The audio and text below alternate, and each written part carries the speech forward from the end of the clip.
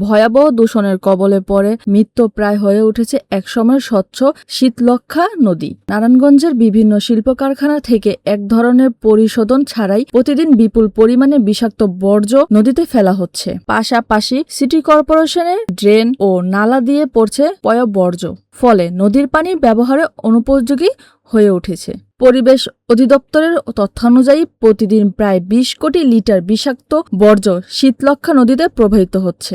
জীব বৈচিত্র্য টিকে থাকার জন্য যেখানে প্রতি লিটার পানি ন্যূনতম ৪.৫ মিলিগ্রাম অক্সিজেন প্রয়োজন, সেখানে শীতলক্ষ্যার পানিতে রয়েছে মাত্র ০.১ মিলিগ্রাম অক্সিজেন। এতে মাছসহ কোনো জলজ প্রাণী বেঁচে থাকতে পারছে না।